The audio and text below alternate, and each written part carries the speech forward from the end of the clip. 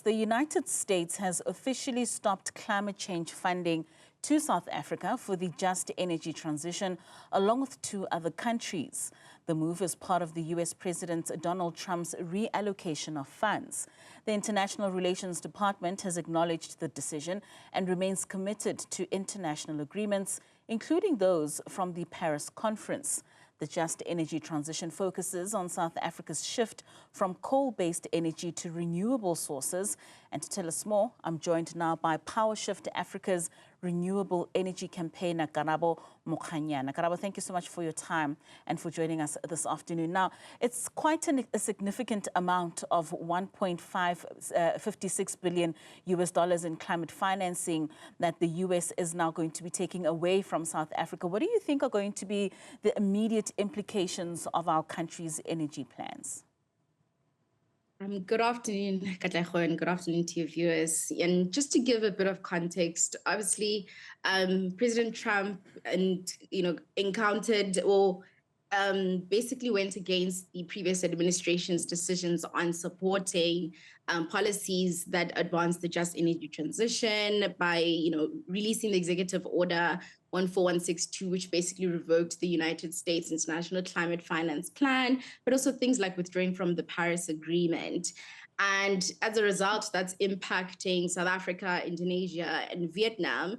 And the rationale behind this is that they want to stop financing programs that don't necessarily advance the country's values, or that they want to now start pursuing national economic and environmental objectives, which, investing in other countries is not of national interest. And obviously, currently the relationship between South Africa and the United States is quite tensional in terms of support, but also with the things that happen with, AfriForum.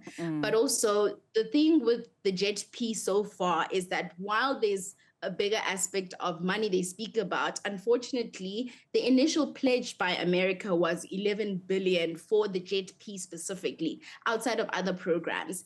And besides the pledge, they only really provided 1 billion, which means that there's still 10 billion missing from this pledge that they made, which means that other countries, because initially the initial pledge was 8.5 billion collectively with France, Germany, the EU, and the other JETP members.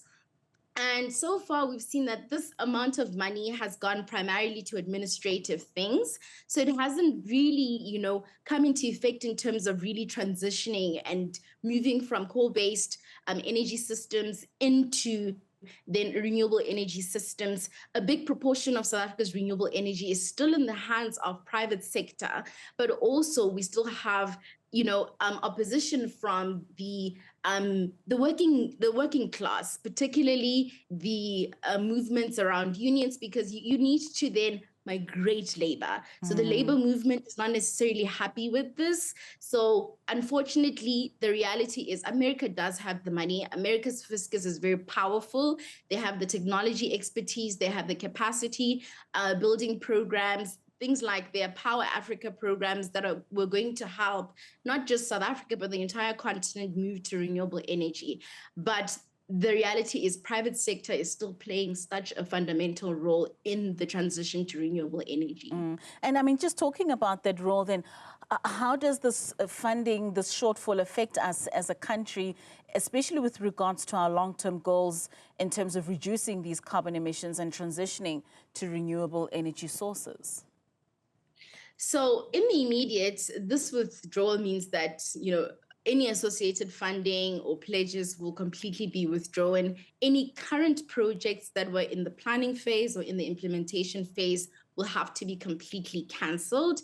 This means that the South African government, while yes, they've acknowledged, and accepted this decision, and they still committed to the Paris Agreement that they've entered into, the reality is a transition needs money. So the country itself needs to start having conversation on climate financing and where it is that we're getting it from. Are we going to now get ourselves into more debts with the World Bank and IMF?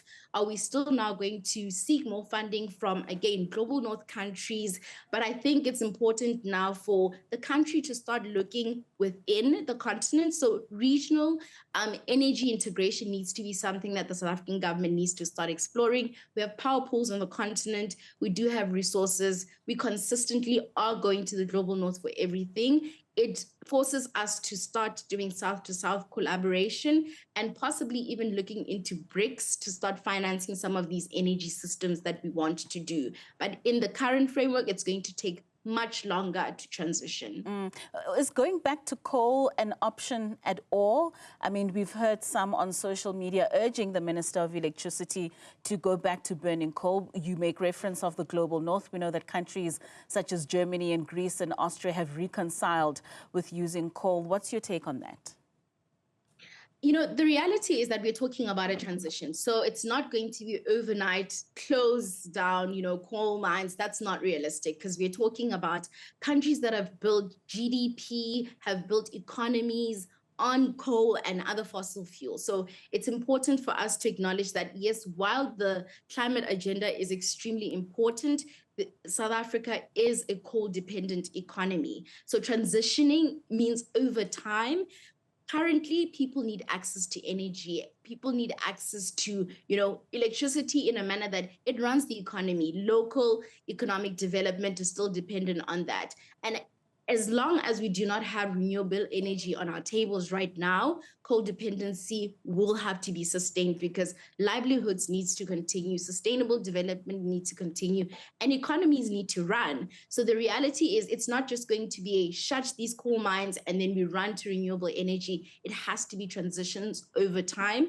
Transitioning overnight is unrealistic and it's quite dangerous for economies that are dependent on such fossil fuels.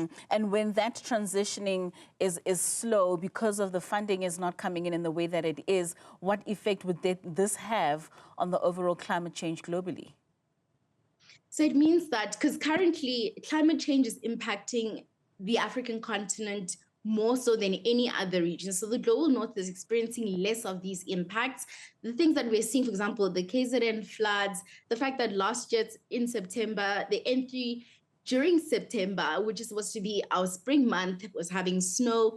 Those are the kind of impacts we're going to see. It's going to impact agriculture, it's going to impact health and those kinds of things. So the slow progression means that there's a big deterioration in different, parts of our society. And unfortunately, us on the African continent are going to continue experiencing it. So there is urgency for climate financing. There is urgency to really transition because we are going to continue experiencing these impacts. And the very same industries that we are very much dependent on, whether it's the coal industry or a lot of the minerals, are currently still benefiting global north countries. So even if we're sitting here saying that we want to continue with the coal and these industries, they're not benefiting our own economies. So we need to at least create systems and things that are going to benefit us as economies. And currently, we're impacted by climate change and we're not benefiting from the economic components of these fossil fuels. All right, Karabo, there's still quite a while to go for us as South African, of course, as a continent as well,